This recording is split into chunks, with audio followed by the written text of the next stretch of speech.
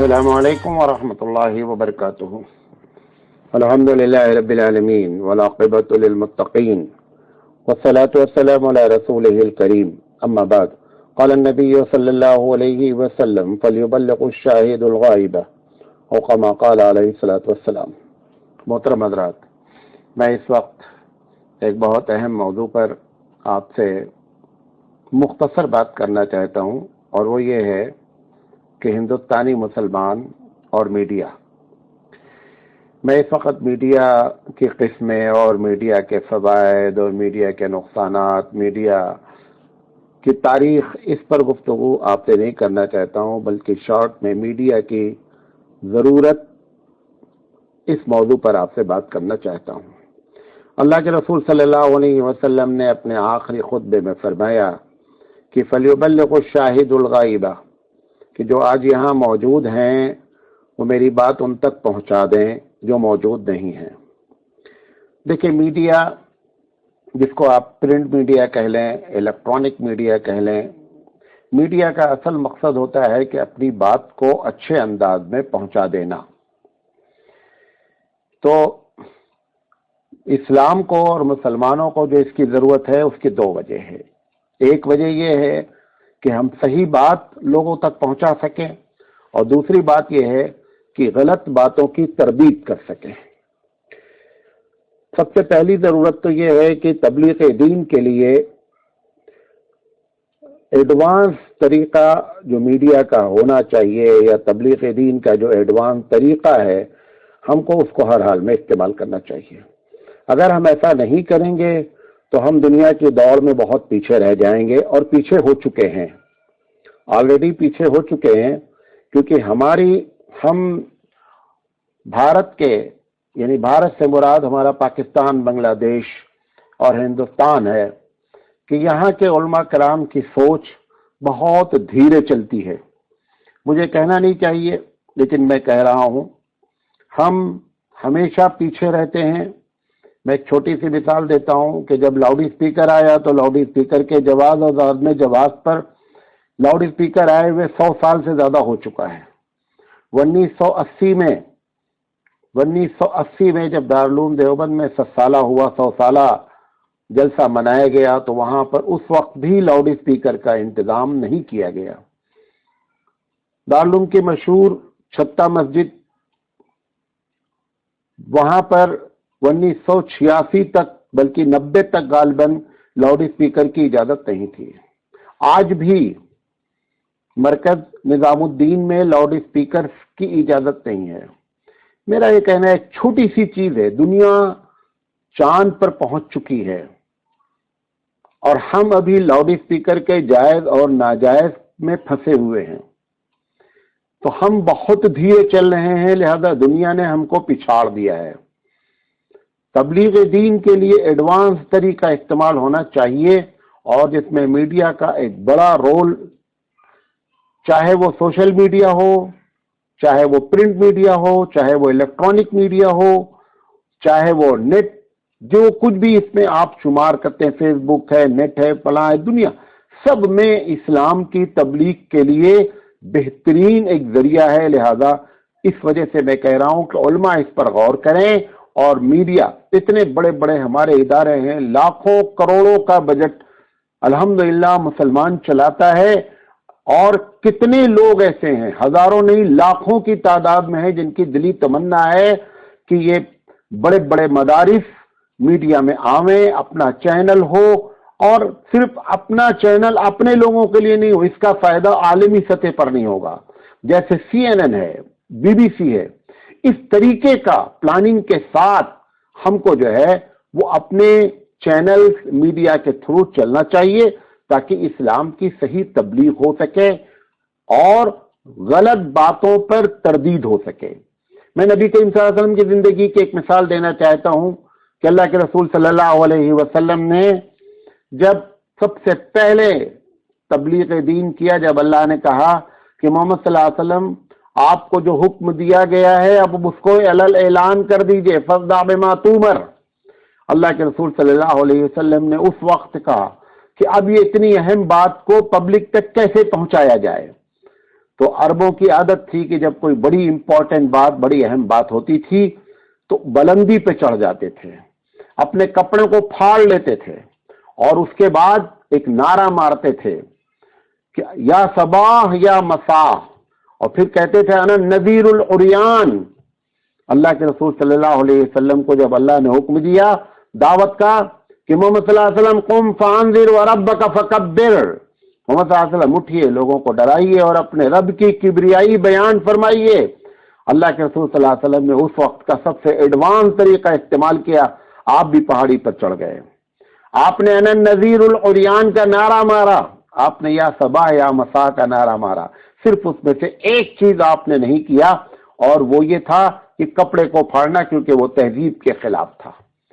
یہی سیم چیز آج ہم کو بھی اختیار کرنی چاہیے کہ اس میں جو چیز ناجائز کی شکل میں ہے اس کو چھوڑ دیں، بقیہ جتنی کام کی چیزیں ہیں سب ہماری چیز ہے۔ میں تو یہاں تک کہتا ہوں، آپ میری بات کو یقین نہیں کریں گے، مجھے ایک جگہ تقریر کا عنوان دیا گیا کہ دعوت دین کے امکانات، میں نے بڑے بڑے علماء موجود تھے، میں نے دو باتیں کہیں بڑی مختصر سی، میں نے کہا یہ دنیا کی جتنی ترقی ہے، آدمی چاہے جس معنی میں اس کو ملے، لیکن میرا اپنا کہنا ہے یہ ساری ترقی اس لیے کی جا رہی ہے تاکہ دعوت دین کے کام میں آسانیاں ہو۔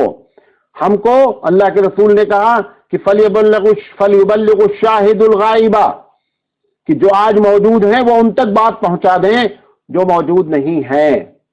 تو یہ دنیا میں جو ترقی اللہ دماغ دیا ہے انسانوں کو، وہ ہمارے لیے، تاکہ دین کی تبلیغ ہو سکے، ہم ان کا شکر ادا کریں، چاہے ٹرانسپورٹ کا معاملہ ہو کہ جلدی سے جلدی پہنچا جا سکے، ذرائع ابلاغ کا معاملہ ہو کہ ہماری بات جلدی سے جلدی پہنچ سکے، یہ جو کچھ بھی ترقی ہو رہی ہے کمیونیکیشن کی یا ٹرانسپورٹ کی، میرا اپنا عقیدہ ہے کہ تاکہ دین کی دعوت کو پہنچانے میں ہم جلدی سے جلدی اس کردار کو ادا کر سکیں۔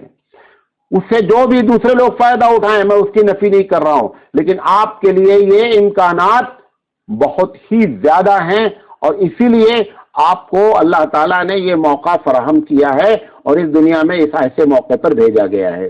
لہذا اللہ کے رسول نے جیسے ایڈوانس طریقہ استعمال کیا، ایسے ہی ہمیشہ ایڈوانس طریقہ استعمال ہونا چاہیے، نمبر ایک۔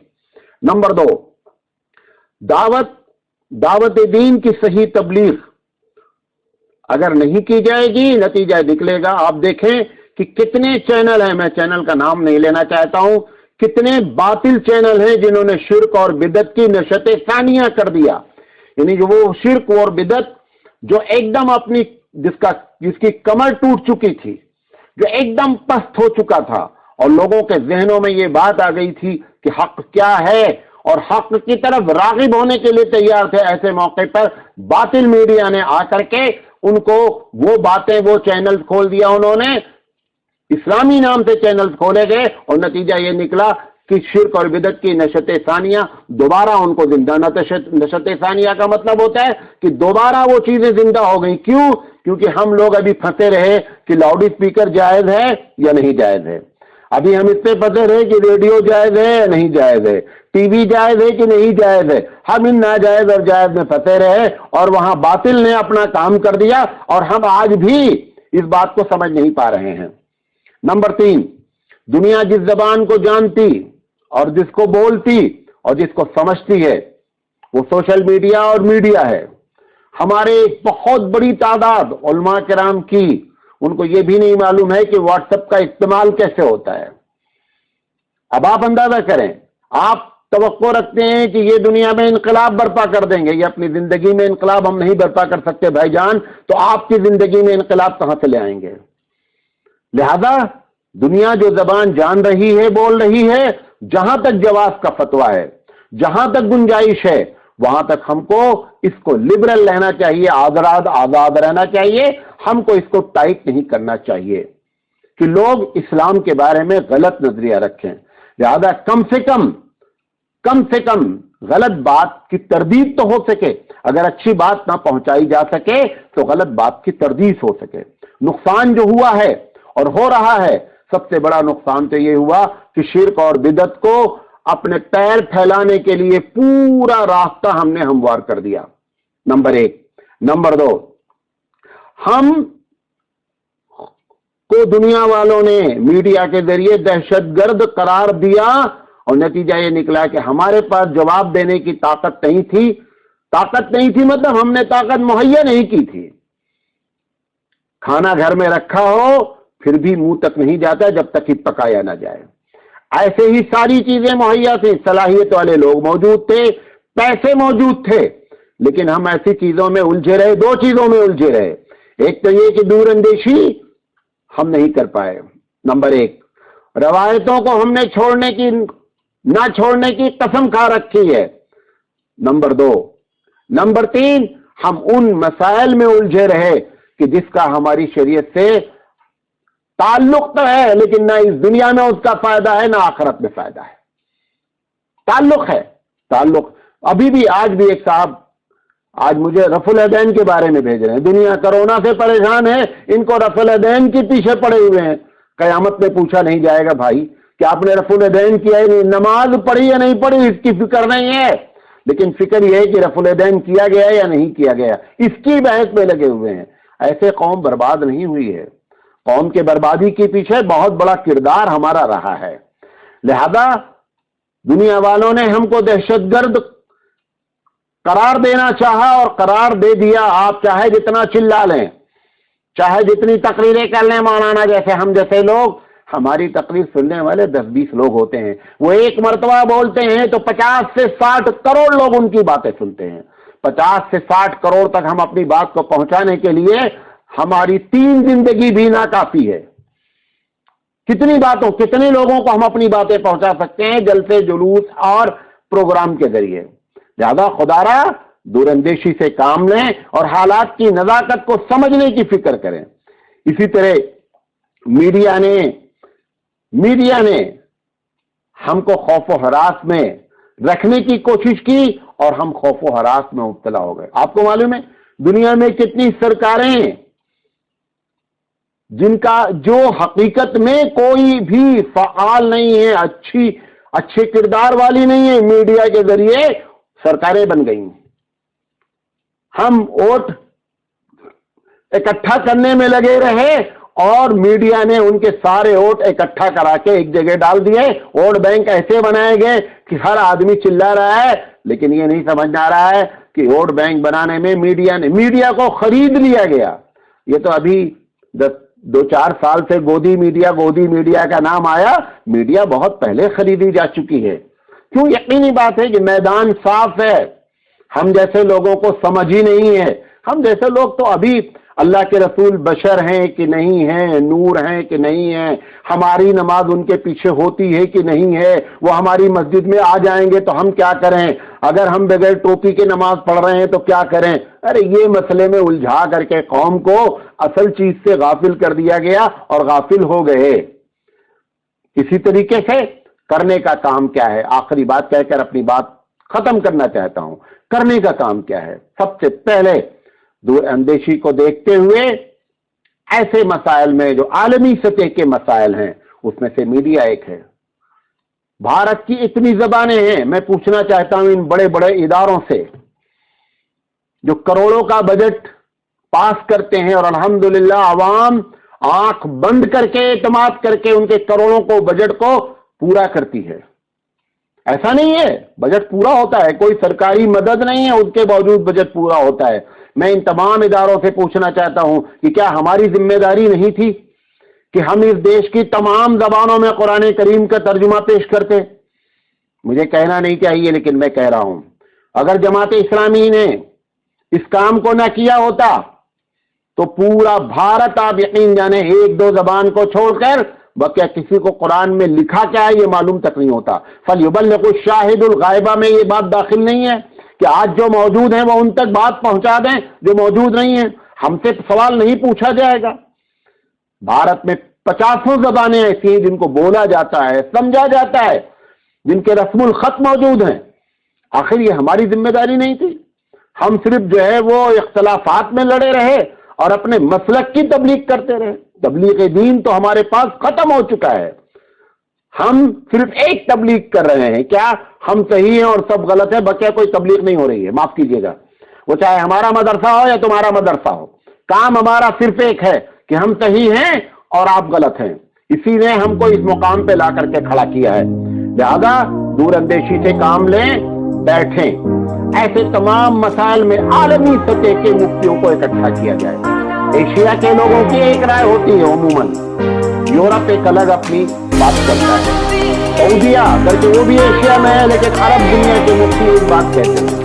جب حرم میں ٹی وی آ گیا تو ہمارے لوگ ٹی وی پر آنے لگے اور ٹی وی کو ناجائز بھی قرار دیتے رہے اور ٹی وی کے جائز کا فتویٰ بھی نہیں دیتے رہے۔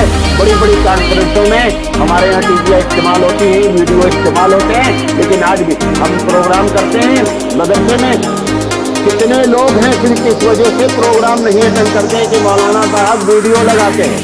ہم نے کہا بھائی آپ کو اگر ویڈیو لگانے میں نقصان یہ ہے کہ ہم ایک پروگرام دینی کر رہے ہیں تاکہ لوگوں تک پہنچائیں، آپ کو کیا خوف ہے؟ آپ کو جو لگا رہا ہے گرفت کشتی ہو بنا آپ کیوں پریشان ہیں؟ یہ شیطان کا ایک حربہ ہوتا ہے کہ لوگوں کو صحیح بات سے کیسے کیسے روکا جائے۔ اب اس نے آپ کو دیکھ لیا کہ آپ کا مزاج ہے ویڈیو کے خلاف، لہٰذا آپ کو یہ بات سمجھا دیا کہ ان کی تقریر میں نہ جانا کیونکہ ان کیا ویڈیو گرافی ہوتی ہے۔ ایک صاحب کو بتا دیا کہ فلاں کی تقریر میں نہ جائیے گا، وہ جماعت اسلامی کا نام بھی لے لیتے ہیں۔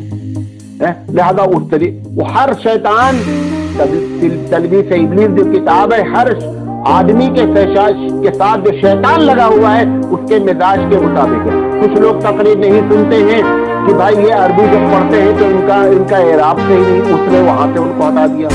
کچھ لوگ تقریر نہیں سنتے ہیں کہ صاحب ان کا مذکر مؤنث غلط ہے، لہذا ان کی تقریر ایک دو طریقہ نہیں ہے شیطان کا۔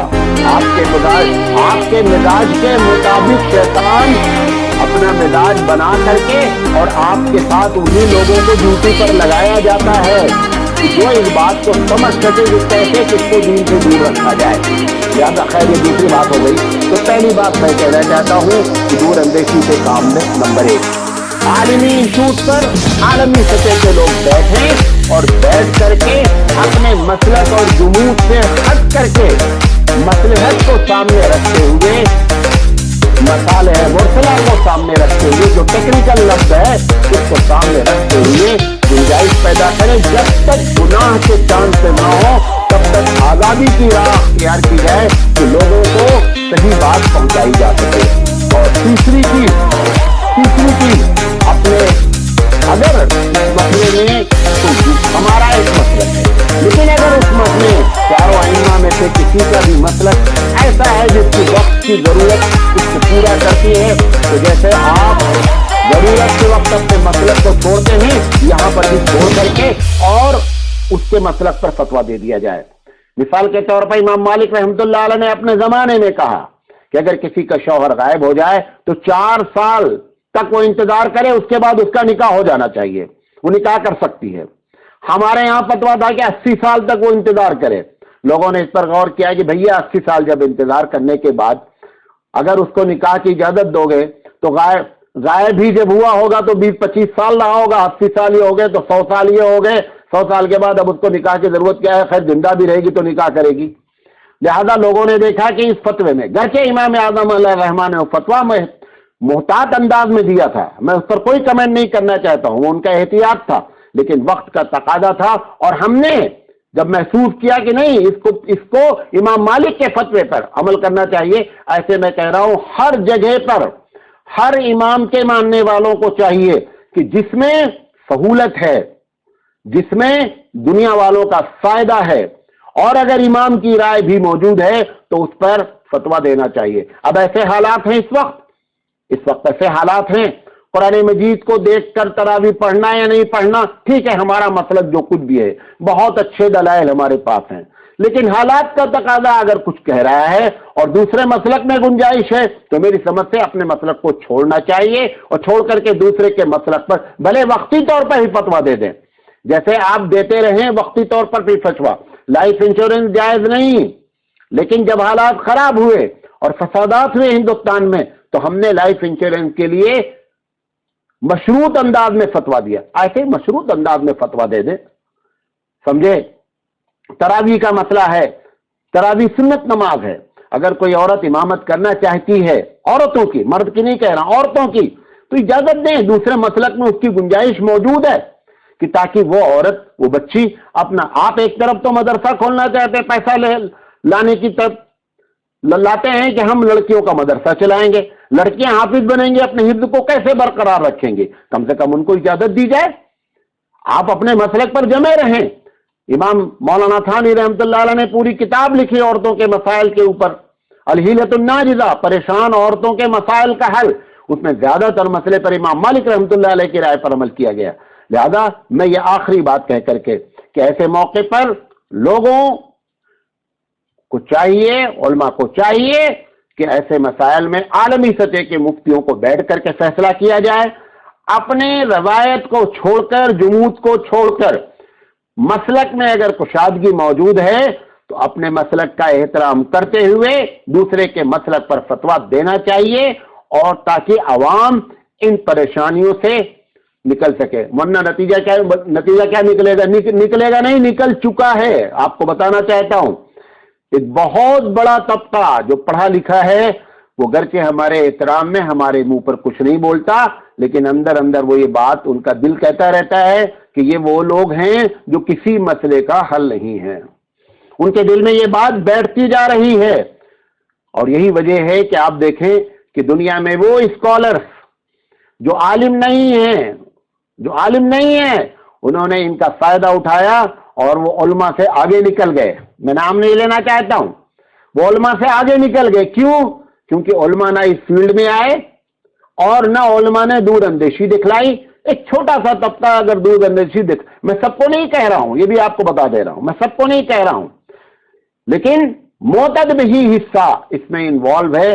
لہذا قبل اس کے کہ حالات اور خراب ہوں، سوشل میڈیا اور میڈیا کے بارے میں بیٹھ کر جس طریقے سے ہم بجٹ بناتے ہیں، ایک بجٹ بنائے کہ ہم چینل چلانا چاہتے ہیں، اور چینل صرف اردو میں نہیں، چینل صرف تمل میں نہیں، بلکہ ایسا چینل ہو کہ جو پوری دنیا کو کور کر سکے، ہر زبان میں ہو، 24 گھنٹے اس سے بات کرنے والے لوگ موجود ہوں، اور اس کی بڑی ترتیبیں ہیں، لوگ موجود ہیں، ٹیکنیکل قسم کے لوگ ہمارے پاس موجود ہیں، صلاحیت والے لوگ موجود ہیں۔